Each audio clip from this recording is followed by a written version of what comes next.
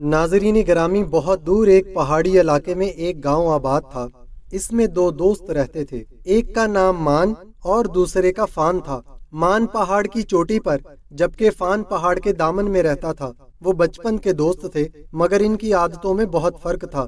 مان انتہائی سنجیدہ اور تنہائی پسند آدمی تھا۔ وہ اکیلا رہتا تھا اور لوگوں سے ملنا جلنا پسند نہیں کرتا تھا۔ وہ کبھی کسی کے گھر نہ جاتا، نہ دوسروں کو اپنے گھر بلاتا۔ شام کو گاؤں کے مرد اپنے کاموں سے فارغ ہو کر چائے خانے پر جمع ہو جاتے اور دنیا جہاں کی باتیں کرتے، مگر مان کبھی وہاں کا رخ نہ کرتا۔ بس وہ بے دلی سے اپنے کھیت میں کام کر رہا ہوتا یا لوگوں سے نظریں چرائے راستے پر آتا جاتا نظر آتا۔ اس کے بارے میں مشہور ہو گیا تھا کہ وہ دنیا کا سب سے اداس آدمی ہے۔ اس کے برعکس دوسرا دوست فان، جو پہاڑ کے دامن میں رہتا تھا، ایک ہنس مکھ آدمی تھا۔ وہ ہمیشہ خوش باش نظر آتا، لوگوں سے میل جول رکھتا، ان کی تقریبات میں شریک ہوتا اور انہیں اپنی خوشیوں میں شریک کرتا۔ اس نے جب دیکھا کہ مان دن بدن رنجیدہ ہوتا جا رہا ہے، اس نے لوگوں سے ملنا جلنا بالکل بند کر دیا ہے، تو وہ فکر مند ہو گیا اور اس مسئلے کو حل کرنے کے لیے کوئی ترکیب سوچنے لگا۔ کئی دن تک سوچ بچار کے بعد آخر اسے ایک ترکیب سوجھ گئی۔ بہار کے ابتدائی دنوں میں جب خوشگوار ہوا چل رہی تھی، وہ پھلوں کی ٹوکری کندھے پر رکھے مان کے دروازے پر دستک دے رہا تھا۔ مان نے دروازہ کھول کر حیرت سے اسے دیکھا۔ فان نے سلام کیا اور ٹوکری اس کے ہاتھوں میں دیتے ہوئے بولا، تم تو ملنے آتے نہیں، میں نے سوچا میں خود ہی ملاؤں۔ لو، یہ میرے باغ کے پھل ہیں۔ مان نے اسے اندر بلایا، دونوں بیٹھ گئے۔ فان اس سے ادھر ادھر کی باتیں کرنے لگا لیکن مان بہت کم بول رہا تھا۔ آخر فان نے پوچھا، کیا تم بیمار ہو؟ نہیں، اس نے اداسی سے کہا۔ پھر تم نے ایسا رنجیدہ منہ کیوں بنا رکھا ہے؟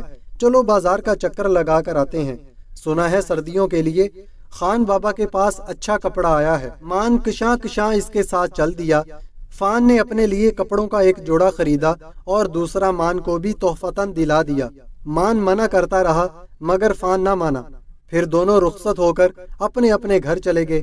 چند دن بعد فان پھر جال ہاتھ میں پکڑے جھاڑیوں کو ڈنڈے سے ہلاتا، ادھر ادھر نظریں گھماتا اس کے گھر کی طرف نکلا اور زور سے دروازہ بجاتے ہوئے آواز لگائی، مان، مان باہر آؤ، میں نے آج ایک عجیب و غریب پرندہ دیکھا ہے۔ اس کے پر نیلے، جسم سبز اور آنکھیں لال تھیں۔ وہ اسی طرف اڑ کر آیا، آؤ اسے تلاش کرتے ہیں۔ مان لمبی تانے سو رہا تھا۔ وہ سمجھا گاؤں پر کوئی آفت نازل ہو گئی ہے۔ وہ بڑبڑا کر اٹھا اور پاؤں میں چپل پہنے بغیر گھر سے دوڑتا ہوا باہر نکلا۔ اسے اس حالت میں دیکھ کر فان نے کہا لگایا۔ اسے ہنستے دیکھ کر مان ناراض ہو کر واپس جانے لگا، لیکن فان نے اس کا ہاتھ مضبوطی سے پکڑ لیا اور یہ کہتے ہوئے چل دیا، آؤ یار، بلا وجہ دن میں سونا جوان آدمی کو زیب نہیں دیتا۔ دونوں قریبی جنگل میں چلے گئے اور وہاں دیر تک گھومتے رہے۔ وہ پرندہ ڈھونڈتے ہوئے باتیں بھی کر رہے تھے۔ مان کا موڈ ٹھیک ہو گیا تھا۔ پھر تھک کر فان بولا، جانے وہ پرندہ کہاں گیا، چلو چھوڑو، آؤ کچھ کھا پی لیں۔ اس نے اپنے تھیلے میں سے بیسنی روٹی اور اچار نکالا اور بولا، آ جاؤ، دونوں چیزیں بہت مزیدار ہیں، تمہاری بابی نے بنائی ہیں، مزہ آ جائے گا۔ مان بولا، ایسا لگتا ہے تم گھر سے تیاری کر کے چلے تھے۔ فان بولا، ہاں، میں ہر کام منصوبہ بندی سے کرتا ہوں۔ دونوں گھاس پر بیٹھ کر کھانا کھانے لگے۔ وہ باتیں بھی کر رہے تھے۔ فان نے کہا، تمہیں شادی کر لینی چاہیے۔ مان بولا، میں یوں ہی ٹھیک ہوں۔ فان بولا، مجھے تو نہیں لگتا کہ تم خوش ہو۔ مان اس سے دوسری باتیں کرنے لگا۔ فان سمجھ گیا کہ مان ابھی اس موضوع پر بات نہیں کرنا چاہتا۔ اس نے دوبارہ وہ بات نہ کی۔ پھر کچھ دیر بعد وہ اپنے گھروں کو لوٹ گئے۔ پھر ایک دن اسی رات فان ہاتھوں میں بڑا سا ڈبہ اٹھائے، ہونٹوں پر زبان پھیرتے ہوئے مان کے دروازے پر آواز لگا رہا تھا، مان، مان دروازہ کھولو، کیا تم اپنے سب گھوڑے گدھے بیچ کر سوئے ہو؟ مان نے دروازہ کھولا تو وہ چلایا، دوست، مجھے مبارکباد دو، آج میری سالگرہ ہے، مجھے اس دنیا میں آئے 25 برس گزر گئے ہیں۔ مان بہت مشکل سے مسکرایا اور اسے مبارکباد دی۔ دونوں اندر آ بیٹھے۔ فان ہاتھ ملاتے ہوئے بولا، میں آج بہت خوش ہوں، آج کے مبارک دن میں اس دنیا میں آیا تھا۔ مان نے گردن ہلائی، پھر کچھ سوچ کر بولا، مگر ابھی 2-3 مہینے پہلے تو تمہاری سالگرہ تھی۔ وہ میری نہیں، میری شادی کی سالگرہ تھی۔ اچھا چھری لاؤ، میں کیک کاٹوں، اور ہاں، कंजूसी नहीं चलेगी, तुम्हें मुझे कोई ना कोई तोहफा भी देना होगा, चाहे वो मुर्गी का सर ही क्यों ना हो। मान ने दोबारा कहकहा लगाया। फिर वो छुरी लाया। फान ने केक काटा और वो मजे से केक खाने लगे, साथ ही अपने बचपन की यादों को ताज़ा भी कर रहे थे। फान बोला, तुम्हें याद है बचपन में हम अखरोट तोड़ने जंगल में जाया करते थे और एक दफा हमें वहाँ चुड़ैल नजर आई थी। हाँ, अच्छी तरह याद है। हम इससे डर कर भागे थे। तुम गिर गए थे और सर पर चोट लगी थी।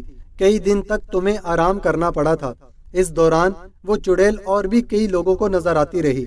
आखिर सब ने वहां जाना छोड़ दिया, मगर बाद में पता चला था कि वो एक बेघर औरत थी। इसका ज़हनी तवाजुन दुरुस्त नहीं था। मान बोला। फान ने गर्दन हिलाई और बोला, वाह, तुम्हारी याददाश्त तो बहुत अच्छी है। मुझे हैरत है, जब तुम लोगों से मिलते हो तो इनसे बातें क्यों नहीं करते। बस मुझे ज्यादा बातें करना अच्छा नहीं लगता। मान शर्मा कर बोला, हाँ, कम बोलना अच्छी बात है, लेकिन दिलचस्प और अच्छी बातें सब शौक से सुनते हैं। फान बोला। मान सर हिलाने लगा। गर्ज वो देर तक खुश गप्पियां करते रहे। फिर फान वहां से रुखसत हो गया। फिर फान ने हिकमत अमली बदली और वो खुद नहीं जाता था, बल्कि मान को बुला लेता। एक दिन इसने अपने घर के आगे से गुजरते फेरी वाले से, जो पहाड़ की चोटी तक जाता था, अपना पैगाम भेजा। आज मेरे बेटे का नतीजा निकला है। वो अपनी जमात में अव्वल आया है। दोपहर को घर में एक छोटी सी तकरीब है। तुम्हारा भतीजा कहता है कि चाचा के बगैर मजा नहीं आएगा, लिहाजा तुम फौरन चले आओ। पैगाम पढ़कर मान ने गहरी आह भरी। इसका दिल कहीं जाने को नहीं चाह रहा था। कुछ देर तक वो यूं ही बेख्याली में बैठा रहा। फिर उठा और मुंह हाथ धोकर अपना नया सूट अलमारी में से निकाला और पहनकर घर से निकल गया। हाँ, रास्ते में वो बच्चे के लिए तोहफा लेना नहीं भूला था। घर में जोरों शोर से तकरीब जारी थी। बहुत से लोग वहाँ मौजूद थे।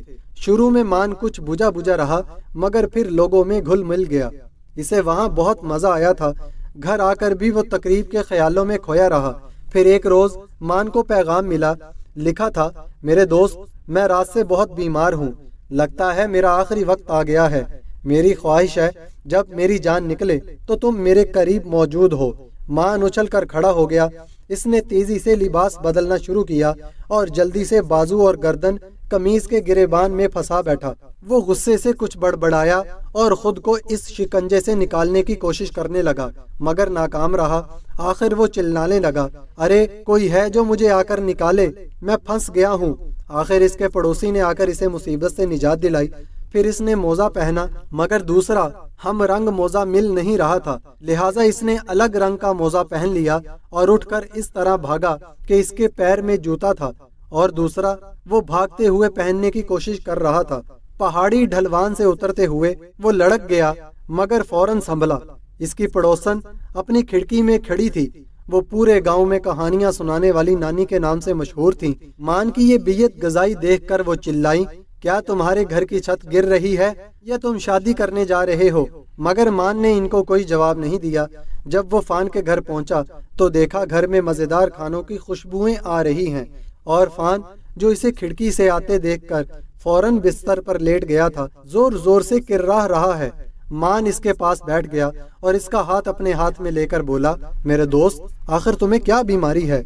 बस कुछ ना पूछो, मुझे इसका नाम लेते हुए डर लगता है। फान हांफते हुए बोला, मैंने सुना है किसी जमाने में दुनिया की आधी आबादी इससे खत्म हो गई थी। ये कहकर इसने गहरी आह भरी। मान इसके हाथ पांव दबाने और इसे हौसला देने लगा। खाने का वक्त हुआ तो फान की बेगम ने दस्तरखान सजाया। मान ने देखा इस पर कई किस्म के खाने, फल और मिठाइयाँ मौजूद हैं। इसने फान से पूछा, क्या तुम्हें तबीब ने परहेजी खाना नहीं बताया? नहीं, इस बीमारी में सब कुछ खा सकते हैं, फान बोला। इसने डट कर खाना खाया और हंसता बोलता रहा। शाम को जब मान वापस आने लगा तो इसे पता चला कि फान को मामूली जुकाम है। गर्ज यूं ही दिन गुजरते रहे। फान इसके साथ साई की तरह लगा रहता था और इसे भी अपने साथ हर काम में शरीक रखता, जिसकी वजह से आहिस्ता आहिस्ता मान की आदतें बदलने लगीं। इसकी उदासी और संजीदगी दूर हुई तो वो लोगों से मिलने जुलने लगा। वो इनकी तकरीबात में शरीक होता था और इन्हें भी अपने घर बुलाया करता था। फिर एक दिन वो शर्माया शर्माया फान के पास आया और बैठकर इधर उधर की बातें करने लगा, लेकिन ऐसा लगता था कि वो कुछ कहना चाहता है। आखिर वो मुद्दा जुबान पर ले आया, मैं शादी करना चाहता हूँ। وہ شرماتے ہوئے بولا۔ فان نے خوشی سے ہاتھ پر ہاتھ مارا اور چلایا، میرے دوست، یہ بات سننے کے لیے مجھے بہت انتظار کرنا پڑا۔ خیر، دیر آیت درست آیت۔ میں ابھی اپنی بیگم سے کہتا ہوں کہ تمہارے لیے کوئی اچھی سی لڑکی تلاش کرے۔ کچھ دنوں بعد مان کی دھوم دھام سے شادی ہوئی، جس میں پورا گاؤں شریک ہوا۔ فان نے اپنے ہاتھوں سے اس کا گھر بھی سجایا تھا۔ وہ بہت خوش تھا۔ اس موقع پر کہانیاں سنانے والی نانی نے ایک لمبی چوڑی تقریر کی، جس کا خلاصہ یہ تھا کہ انہوں نے ایک دن مان کو بدحواسی سے عجیب و غریب حلیے میں بھاگتے دیکھا تھا۔ وہ جب ہی سمجھ گئی تھی کہ اب وہ جلد شادی کرنے والا ہے۔ ان کی تقریر سن کر سب نے تالیاں بجائیں اور دلہا دلہن کو مبارکباد پیش کی۔ مان اور اس کی بیوی ہنسی خوشی زندگی گزارنے لگے۔ یوں ایک دوست نے حکمت سے کام لے کر دوسرے کی خراب عادت کو بدل دیا۔ آج بھی وہ دونوں اسی گاؤں میں رہتے ہیں اور جب بھی ملتے ہیں پرانی باتوں کو یاد کر کے کہے لگاتے ہیں۔ میری اللہ تعالیٰ سے دعا ہے کہ اللہ تعالیٰ ہمیں بھی نیک دوست نصیب فرمائے، آمین یا رب العالمین۔